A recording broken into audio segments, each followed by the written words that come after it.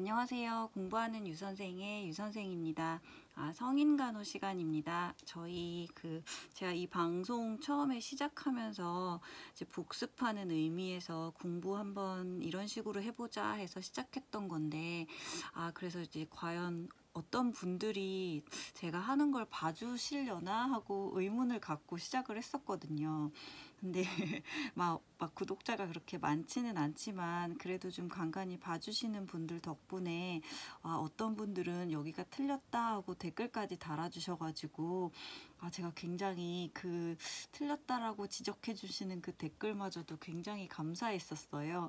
근데 저도 이제 배우고 있는 입장이다 보니까 말을 하면서도 아니면 또 제가 이제 사람이다 보니까 필기를 하면서도 좀 틀린 부분이 간혹 있을 수도 있을 거예요. 그럴 때마다 이제 만약에 그런 거 발견하시면 댓글 좀 달아주시고 같이 공부해 가면서 그렇게 방송했으면 하는 게 제 욕심입니다. 그래서 앞으로도 많은 그 청취, 시청과 응원 부탁드리겠습니다. 저는 그 댓글 하나로 굉장히 신이 났었거든요. 오늘은 이제 성인간호 시간이에요. 그래서 오늘 이제 3단원 소화기계 질환에 대해서 조금 진도를 나가서 복습을 한번 해볼 텐데요. 이제 소화기의 이제 구조와 기능에 대해서 배우면서 이제 그림을 안 그리고 설명을 하기가 좀 애매해가지고 제가 나름 이렇게 그림을 좀 그려봤습니다. 이게 알아보실 수 있으실지 모르겠는데 이제 소화기계라는 게 이제 소화관 자체는 입에서부터 항문까지 이르는 그 기간을 말합니다. 그래서 이 입에서부터 항문까지 길이가 9m 정도가 된다고 해요. 그래서 이제 위에 관한 그 그림을 우선 좀 그려보면은 이게 위라고 하면은 처음에 이제 입에서부터 식도, 여기 식도를 통해서 이제 음식물이 내려오겠죠. 그래서 이 위를 통해 가지고 이렇게 나가는데 식도하고 위가 연결되어 있는 부분을 그 분문이라는 그 입구가 있어서 여기를 통과를 해야지 이제 음식물이 위로 들어가게 됩니다. 또 위에서도 요 굴곡이진 요 작은 부분은 소만이라고 하고요. 이렇게 넓게 크게 굴곡이 져 있는 부분은 대만이라고 한대요. 그리고 그 위 전체를 지나가지고 다시 이 위에 분문이 있다면 밑에는 십이지장과 연결되는 유문으로 연결되어 있고요. 그래서 요 유문 자체가 이제 그 위암이 그 발생할 수 있는 가장 그 발생 빈도가 높은 부위래요. 요 유문에서. 그리고 이제 그 위궤양이나 뭐 이런 것들은 위염 같은 거는 이 소만 쪽에 있는 이러한 이쪽 측면에서 많이 발생을 하고 일어난다고 합니다. 그래서 이런 기본적인 그 위의 구조를 한번 보셨고요. 전체적으로 이제 소화기계의 구조를 한번 보면은 이제 입에서부터 식도를 통해 가지고 위로 들어가죠. 그래서 이 위에서 다시 십이지장으로 갑니다. 그래서 십이지장, 공장, 회장이라는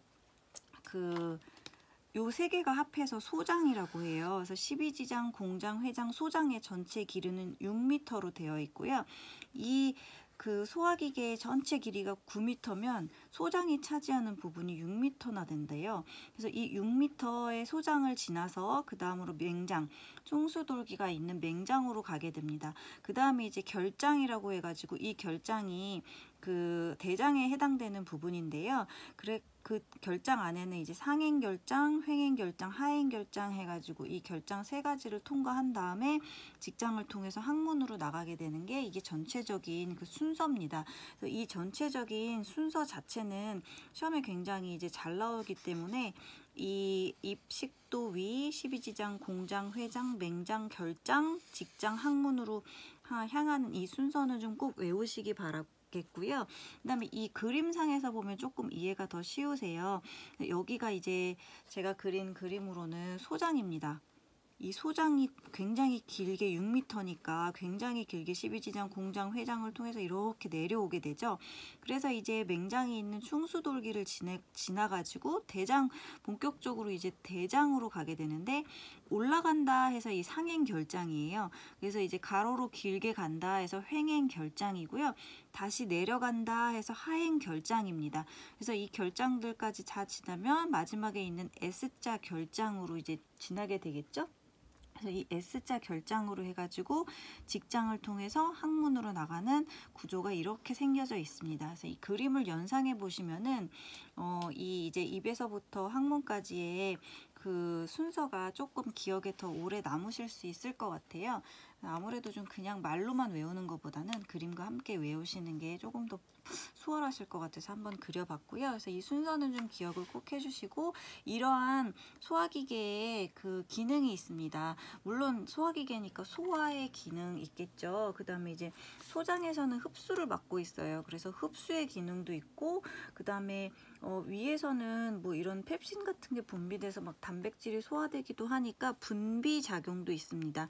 그 다음에 대장으로 가게 되면 운동 기능이 있죠. 그래서 이 운동 기능으로는 일단 큰 거를 잘라야 되니까 분절 운동을 하고, 그 다음에 이렇게 쭈물쭈물해서 옆으로 이동을 해야 되니까 연동 운동을 하게 됩니다. 그래서 소화, 흡수, 분비, 운동 기능이 있다라는 것도 기억을 꼭 좀 해주세요. 그 다음에 이러한 소화기계의 질환이 있다면 그 질환에 있어서 어떤 증상들이 나타나는지 보겠습니다. 여기서도 조금 중요한 게, 그 소화기계 질환이 있으면 어떤 증상들이 나타나는지 자세하게는 모르셔도 되지만, 뭐 이런 증상들이 나타나면 소화기계 질환이다라는 거는 기억을 좀 해주셔야 될 것 같아요. 그래서 일단 소화기계 질환이 있다면 식욕 감퇴가 옵니다.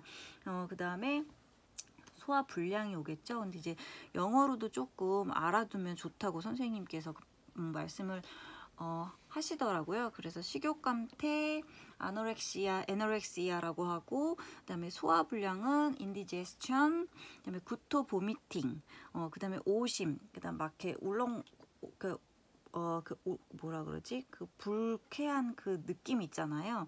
오심, 그다음에 너지아라고 하고, 그다음에 과산증이라고 해서 하이퍼렉시더티라고 하는데, 이게 이 하이퍼라는 단어 자체가 많다라는 뜻을 갖고 있대요. 그래서 이제 하이퍼는 많다고, 조금 TMI이긴 한데, 하이퍼는 많다고 하이포는 이제 적다라는 그 의미를 내포하고 있다 그럽니다. 그래서 이제 영어에 하이퍼라는 게 나오면은 뭔가가 굉장히 많이 나왔다, 뭐 이런 의미인 것 같아요. 그다음에 과산증이라는 거는 아까 말씀드린 이제 그림에서 보겠습니다. 이 유문이라고 해서 위하고 12지장으로 내려간 데 있는 그 통로의 입구에 있는 문이죠. 이 유문의 경련으로 해가지고 그 위액이 도로 거꾸로 올라와가지고 이 분문을 치고 그 역류를 해서 올라와 버리는 거예요. 그래서 이게 과산증이거든요. 그래서 과산증 증세가 나타날 수도 있고, 그 다음에 변비의 증세가 나타나기도 하고, 그 다음에 또 오히려 또 설사의 증세가 나타나기도 한다고 합니다. 그래서 다이아리아라고 하는데, 이러한 설사는 여러 가지 장 문제에 뭐 장자체의 병변이나 장염, 장궤양, 뭐 각종 세균의 작용 등 장에 관한 문제가 있을 때나 비타민 결핍 시에도 이러한 설사가, 비타민 결핍이요, 이런 결핍 시에도 설사 증상이 나타난다고 합니다. 이러한 설사 증상이 있을 때는 아주 심한 경우는 24시간까지 금식을 좀 하는 게 좋고요. 그 다음에 설사가 있으니까 당연히 탈수 증세가 나타나겠죠. 그래서 이러한 탈수 증세가 나타날 때는 이제 수액을 처방하는데, 그냥 노말 셀라인 같이 일반 생리 식염수를 뭐 투여하기도 하지만, 포도당이 들어있는 5% DS를 이제 투여를 하기도 한다고 합니다. 그래서 이게 만약에 탈수가 나타난다 하면은, 탈수에 있어서는 뭐 갈증이 있겠죠, 당연히. 그다음에 적은 소변량이 나타나고 체온이 상승하기도 하고 피부 긴장도가 감소되면 이게 탈수 증상이다라고 이제 인지를 하는 거죠. 그래서 이러한 탈수에는 수액 처방을 하고 있다라는 것도 좀 기억을 해 두시면 좋을 것 같습니다. 그럼 다음은 이런 소화기계에 있어서 질환이 있을 때 이런 증상들이 나타난다고 했는데, 그럼 어떤 질환들이 구체적으로 있는지 한번 알아보겠습니다. 첫 번째, 구강암입니다. 구강암 들어보시긴 하셨는데, 구강암 자체가 그렇게 암 발생률에 있어서 높은 암은 아니에요. 그래서 이 구강암은 이제 구강암이 나는 위치 같은 거는 조금 가끔 시험에 나온다고 해서 말씀을 좀 드릴게요. 입안의 혀 밑, 볼 점막, 잇몸, 입천장, 입술이나 턱뼈 등에 발생을 하는 악성 종양입니다.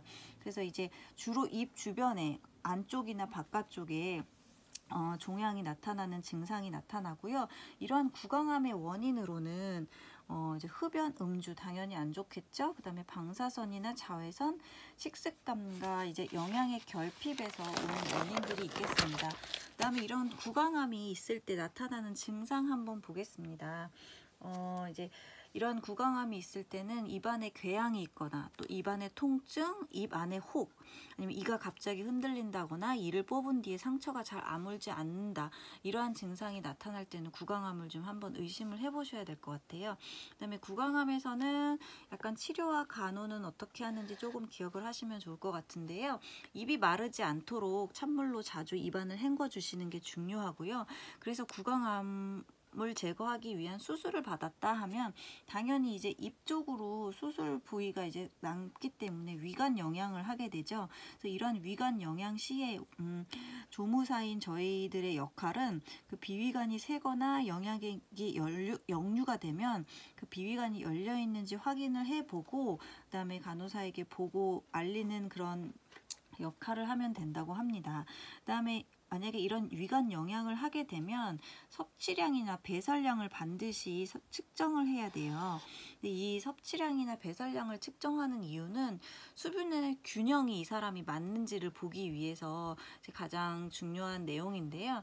섭취량, 배설량 이제 그 임상에 가시면 그 임상 자체에 가시면 되게 중요하게 다뤄지는 내용이라고 해요. 인테이크 앤 아웃풋이라 그래가지고 섭취량과 배설량을 측정하는 걸 저희한테 시키기도 가끔 한다고 하는데, 이러한 섭취량하고 배설량, 어떤 것이 섭취량이고 어떤 것이 배설량인지 이제 보게 되면, 섭취는 입으로 섭취하게 되는 그 위관 영양의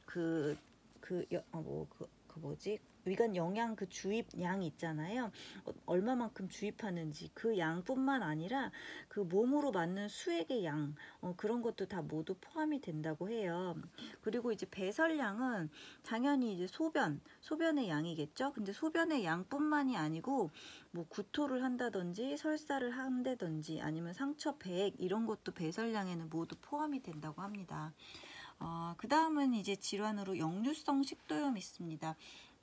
이런 역류성 식도염이 있으신 분들 주변에 꽤 많이 있으시죠. 근데 이거는 위산이나 위 내용물이 식도로 역류해서 이제 가슴에 타는 듯한 통증이나 쓰림이 나타나는 증상이고요.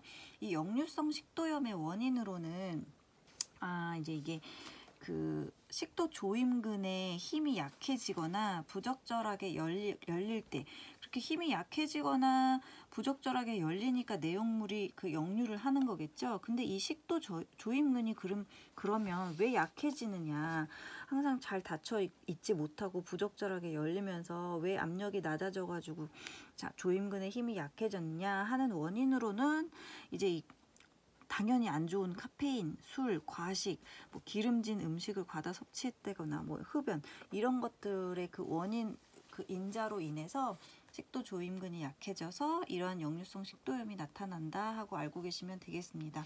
증상으로는 이제 당연히 가슴 쓰림과 산역류, 그다음에 식후 통증 등이 있겠죠. 그다음에 역류성 식도염의 치료 간호 정도는 조금 기억을 하시면 좋을 것 같은데요.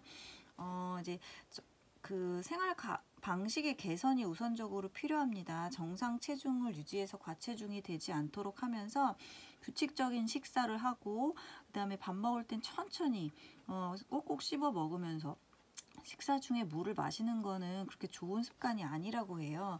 그다음에 이러한 그 식도 점막을 자극하는 뭐 신과일이나 토마토, 탄산음료는 이제 좀 자제를 해주시는 게 좋고요.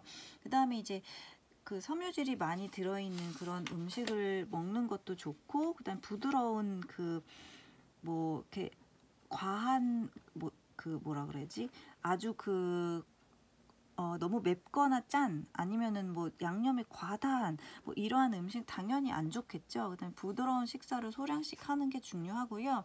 밥 먹은 다음에 바로 눕는 거, 이거 굉장히 안 좋다고 합니다.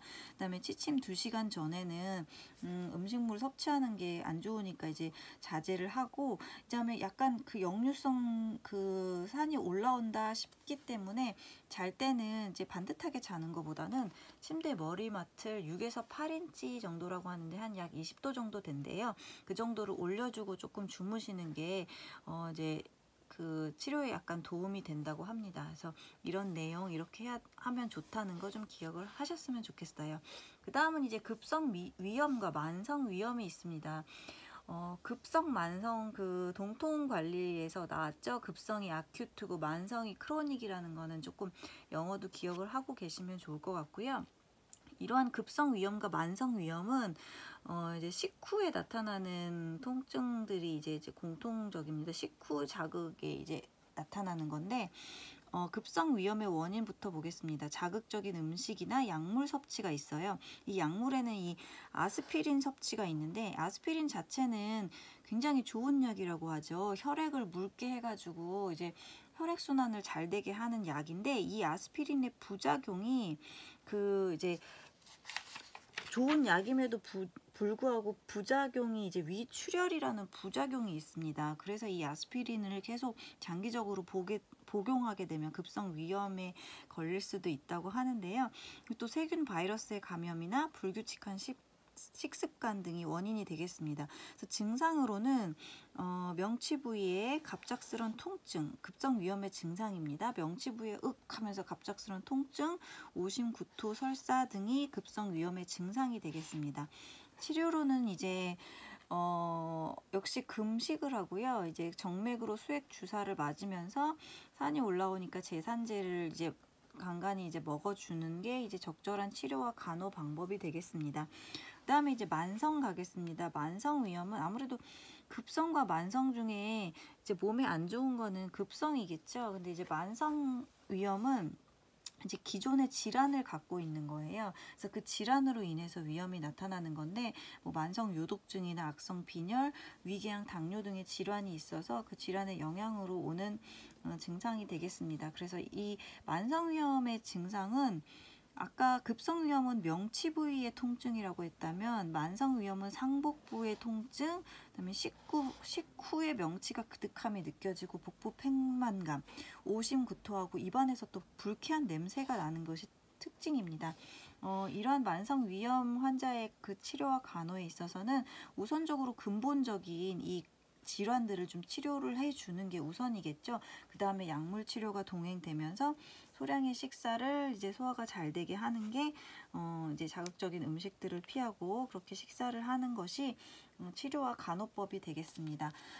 그래서 오늘 저는 여기까지 진도를 나가서 이제 정리를 한번 해봤는데요.